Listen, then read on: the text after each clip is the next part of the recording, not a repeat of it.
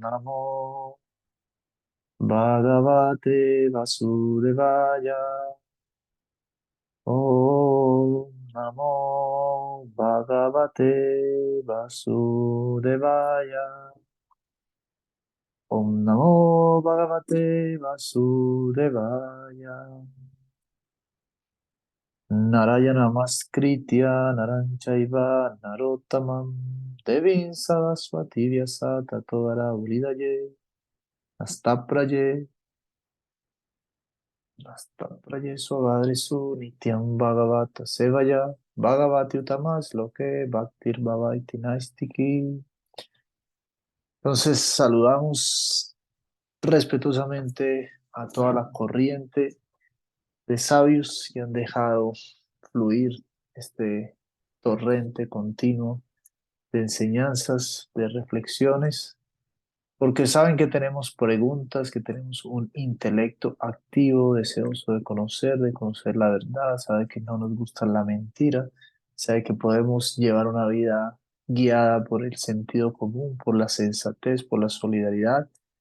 Parecería que no, muchas veces juntamos razones, experiencias y ejemplos muy variados para pensar que no hay ningún sentido en todo esto, que nuestras buenas inclinaciones son solamente cosas muy ingenuas, que vivimos en un mundo sin sentido, que lo que hay que hacer es sobrevivir.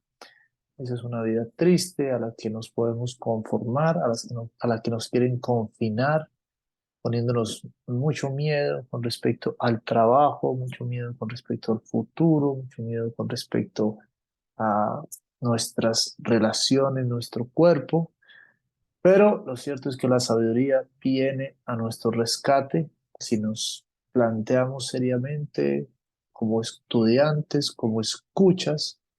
Vamos a darnos cuenta aquello que está siendo tan celosamente guardado por los sabios durante tanto tiempo tiene capacidad real de transformar mi vida, transformar mi visión.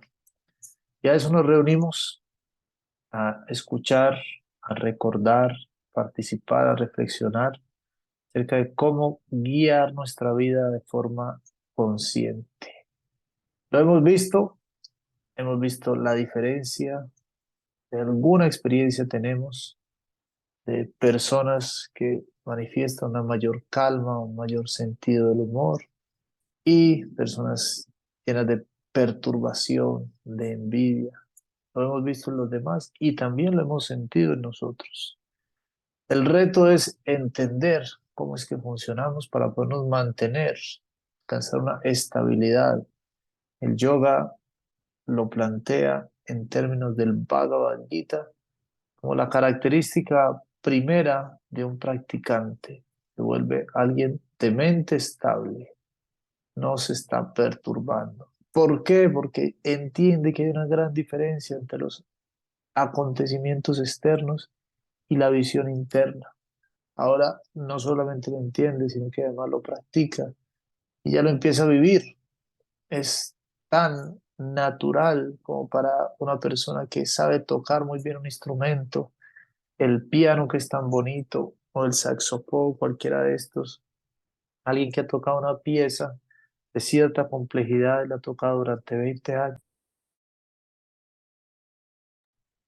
y ha tocado esta pieza con muchas veces y se sienta el piano y todo le suena, le fluye, casi que no tiene ni que pensarlo. Pero alguien que está intentando tocar el piano dice, oh my God, ¿qué es esto? Entonces existe la maestría, existe la experiencia. Nuestra vida nos está invitando, vuélvete experto en lo que más debe importarte, que es en tu propia satisfacción. ¿Qué tipo de amenazas tiene tu santosha, como estuvimos hablando en el retiro, tu capacidad de estar feliz porque sí? Y vamos a ver que es un proceso largo. A veces pensamos, no necesitamos eso porque estoy muy feliz en este mundo, disfrutándolo. Pero podemos ver que muchas de las cosas que llamamos felicidad no son sino elementos poco permanentes. Y podemos empezar a sentir el miedo de perder esos elementos o demasiada ansiedad por tener algo en el que estamos pensando, hay cosas felices. Así lo hemos experimentado, las diferentes etapas del deseo, de aquello que pensamos y que no tenemos y sufrimos por tenerlo, lo que tenemos después, finalmente lo que perdemos. El Bhagavad Gita es enfático, eso es como el clima, nos dice, mis queridos lectores, dice el Bhagavad Gita y lectoras. Esos elementos son como estar preocupado, demasiado preocupado, poner tu estado de ánimo en manos de las nubes, que van para un lado y para el otro, que se forman, no se forman, se quitan, vienen, salen. No se pueden poner nuestro día simplemente por pensar si es un día soleado va a tener éxito, si es un día nublado no voy a tener éxito. No, algunas cosas son, hay que tenerlas en cuenta, por supuesto, pero no lo principal. Y eso dice el Bhagavad Gita. Entonces, ¿en qué pones tu motor principal? En los movimientos externos que son como nubes, o una convicción interna.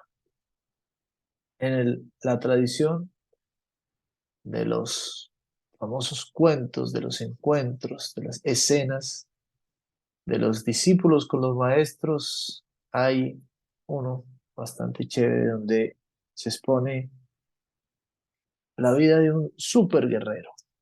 Era tan buen guerrero que le habían puesto un nombre, era Onami. Onami significa grandes olas. Imagínense cuánta capacidad tenía, porque así era visto, así era tenerlo al frente. Muy experto, había practicado mucho su arte, tenía un don muy poderoso, pero tenía problemas con este don. A veces ocurre, y es muy usual que nos pase, tenemos ciertos dones, pero problemas con los dones.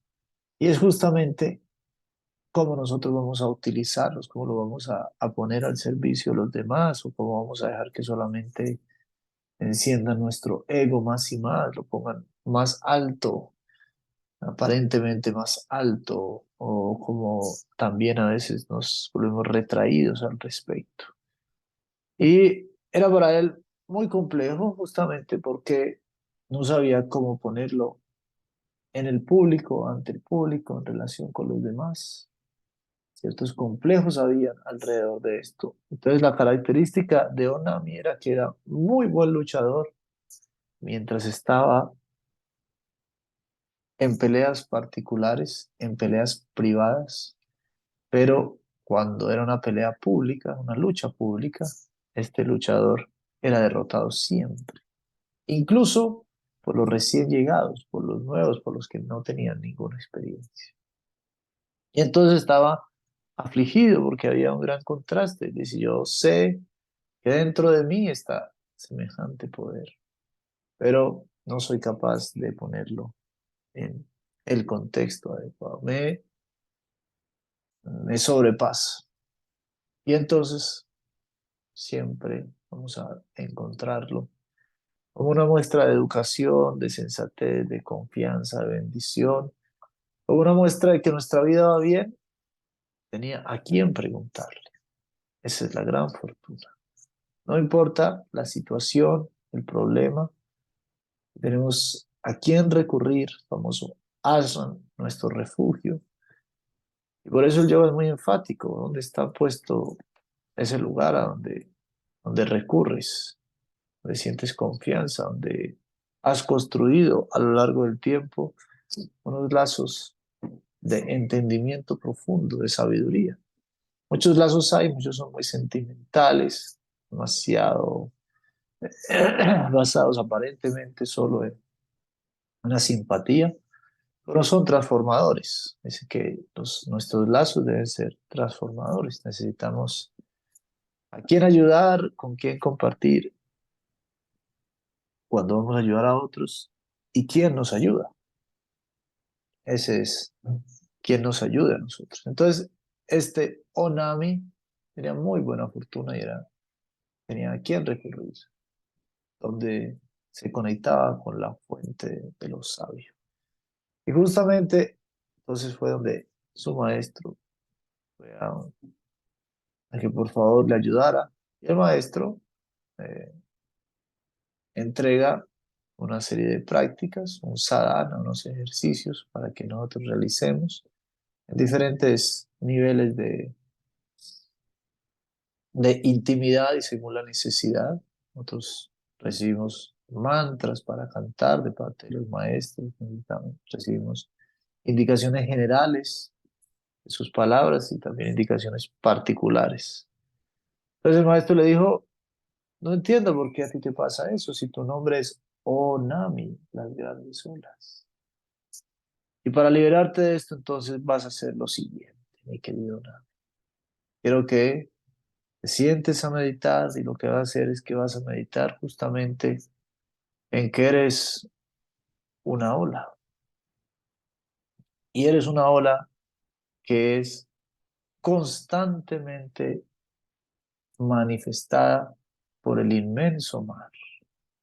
Entonces tú vas a ver, te vas a sentir primero en tu calidad de ola, te vas a darte cuenta que tu ola tiene tu origen en el inmenso mar. Y vas a darte cuenta que a ese inmenso mar no le hace falta nada, no le hace falta ni una gota de agua. Tiene agua tanta como quiera. Es un mar ilimitado. Y entonces entendiendo que eres una gota conectada con un mar y con un mar que es ilimitado, vas a hacer crecer tu tamaño. Vas a darte cuenta que eres una inmensa ola, cada vez más grande, cada vez más grande, cada vez más grande. Ahora a mí, con mucho juicio, con mucha disciplina, se sentó a hacer la tarea del maestro, esta hermosa meditación en las grandes olas, dándose cuenta cómo él podía moverse, llegar, tener alguna presencia, pero que su presencia tenía un respaldo en la gran conciencia, en la vida misma, en el inmenso mar, y que ese mar era para él inmenso, muy, muy inmenso, infinitamente inmenso, ilimitado. No lo podía hacer caber en ninguno de sus cálculos, nada de lo conocido, ningún recipiente conocido, ningún lugar era más grande que ese mar. Y ahí empezó a crecer. Y era tan poderosa la meditación que él vio como todo a su alrededor efectivamente se empezaba a inundar. Se inundaba todo el lugar donde estaba, donde había encontrado a su maestro, se inundaba todas las manifestaciones que encontraba, se inundaba el altar, el Buda del altar, todo era mojado por esas olas que le daban la fuerza a él. Dice que a partir de esa meditación, cuando él se dio cuenta, no hay límite para las grandes olas. Su conciencia se transformó. Y después, cuando estaba ante el público, era capaz de darse cuenta, aquí hay gente, me están mirando. Pero nada de esto es comparado con la fuerza, la dimensión, la capacidad de nutrirme, el respaldo que tengo en este inmenso mar. Y entonces, cuando podía hacer eso, su arte particular, que era el arte de la fuerza, el que le estaba expresando, se manifestaba plenamente y ahora empezó a ganar todas las luchas que se daban frente al público. Esta es la historia del guerrero llamado Onami, la historia de grandes olas y la forma como pasó a estar sin saber qué hacer con su don, a volverse aquel que lo expresaba de forma muy amplia, entendiendo su naturaleza. Entonces, cada uno tiene un don, como bien sabemos, ni siquiera uno tenemos muchos dones particulares. Y no solamente tenemos un don particular, sino que tenemos la capacidad de conectar con los dones. Básicamente el yoga nos dice, cuando estés muy pensativo, dice, pero ¿cuál será mi don?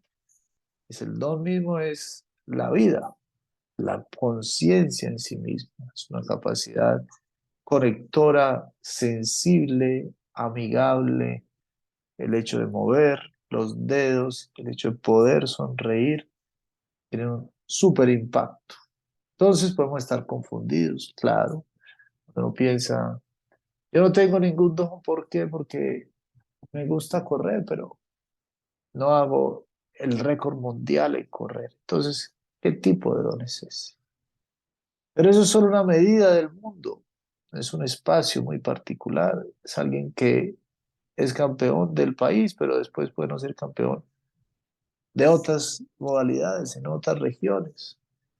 Entonces, en los múltiples mundos que hay, no se trata de ni siquiera sobresalir en el acto mismo. Si otros no compitieran, tampoco habría forma de evaluarnos. Todo es una misma fiesta, con un propósito.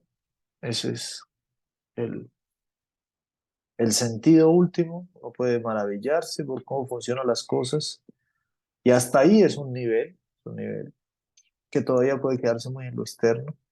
La maravilla no es cómo funciona, sino el resultado que da el propósito, que es un propósito continuo. A veces cuando nosotros hablamos propósito, hablamos del fin último, es una palabra engañosa porque parecería que hay un fin, pero fin no hay. Muchos ciclos, hay muchas conexiones, no podemos tener mucha evidencia al respecto. De hecho, el fin es un miedo inventado en relación a ciertos apegos, una muy mala comprensión. Nosotros vemos ciclos de día, de noche, de frutas, de transformación de la materia, de una fruta que se va y después de las semillas en un árbol que a la vez da frutos. Así, todo pasando muy continuamente, muy eficientemente. Entonces, esto tiene su propósito, no significa que tiene un fin que ya se acabó, sino que tiene una función, tiene algo que entregar, básicamente, algo que recibir. Y así es todo el tiempo.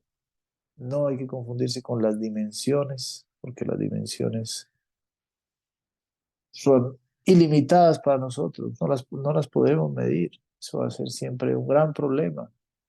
Tu dimensión depende de tu conciencia, de tu felicidad. Ya lo sabemos, ¿no? Vaso lleno, vaso vacío, famosísimo ejemplo, que nos permite ver la misma cosa, puede alegrar, puede volvernos tristes. No es una cuestión de medida, al fin y al cabo. O es una cuestión de medida, pero una cuestión de medida al punto de lo ilimitado, un limitado que es favorable para ti. Entonces, estas son las reflexiones de esta historia de hoy, que es muy poderosa. En realidad no hay que explicarlas mucho, me extiendo un poco ahí para hacer una suerte de comentarios. La historia en sí misma es muy contundente, es para contárselo a mismo, para guardárselo en el corazón, para dejar que actúe, o cuando te tomas algo y tú ya el cuerpo mismo sabe qué hacer con la confianza que le has puesto. Si tú ya tragaste algo, se supone que pasó por tu mano, no tenía chuzos, no tenía vidrios, ¿no? La llevaste a la boca misma también se dio cuenta que tenía cierto sabor, cierta textura, y la tragó. La recibe con confianza el cuerpo, sabe qué hacer con ella, básicamente. Porque ya ha pasado por diferentes filtros. Asimismo, nosotros debemos estar dispuestos a conectarnos con lo sabio y ahí ya recibir el alimento y dejar que actúe sobre nosotros. Esos son nuestros textos, esta es nuestra dinámica. Este es el sadhana que estamos manteniendo ya varios años, específicamente los miércoles, dejando que nuestro intelecto se maraville, se transforme, se nutra y después todo esto se manifiesta en nuestra vida. ¿Qué pasó? ¿De dónde? ¿Por qué tan elegantemente pensando ahora? Porque estoy cumpliendo con mi sadhana, tengo algo que me nutre. Y si no está pasando eso, entonces hay que cambiar el sadhana, hay que cambiar la actitud. Pero con los cantos en la mañana del mantra, con la escucha, con la lectura, con el aprendizaje, con la memoria, con el deseo de ayudar, con preguntarse cómo hago para que crezca la conciencia a mi alrededor, ya estamos con un trabajo permanente para hacer. Eso se conoce como el seva, el servicio devocional, lo llaman también. Hace una pregunta: ¿cómo hago que la necesidad espiritual, la necesidad de conciencia de lo que está a mi alcance crezca? Y eso lo pregunto también a las personas que son expertas en este trabajo. Y ahí nunca hay desempleo. Siempre tendremos algo que hacer. con buena voz, sin buena voz, con gripa, sin gripa, con una capacidad muy poderosa en los brazos o sin fuerza en los brazos, con lo que quieran, con mucho intelecto, con poco intelecto, son muy importantes. Somos grandes olas todos en este sentido. Entonces el don de la vida es el don de la conciencia, es el don de compartir. Hay que buscarlo donde sea, si lo has encontrado aquí en ese espacio de yoga, pues agradécelo, cuídalo. Si no, no hay problema en otros espacios, pero hay que encontrar. Salirse de la vida solamente sobreviviendo es demasiado triste. La vida tiene que estar llena de éxtasis, de entusiasmo, hay que reclamarlo, hay que quitarle esas cosas que nos están amenazando tanto, como las bombas, desactivar las bombas. Alguien que es muy experto, corta el cablecito azul, el rojo. ¿Cuánta tranquilidad viene de eso? Yoga es así. Las amenazas te dicen, corta aquí. Ese es el sastra, el que corta. Corta con esto, corta con tanta carne, con tanto sufrimiento animal. ¿Qué es eso? O corta con ese vicio tonto, el refugio, qué sé yo, cualquier práctica nociva para tu cuerpo. Adelante entonces, no olviden las grandes olas, tenganlo presente, dibújenlo si quieren, ¿no? Dale una canción, un poema, lo que quieran, para que nos acompañe esta meditación. Muchas gracias. Si tienen alguna pregunta en este miércoles de Mercurio. Claudia Melissa, esté muy bien. Ora Premanandi. Gracias. Gracias a ustedes, Laura.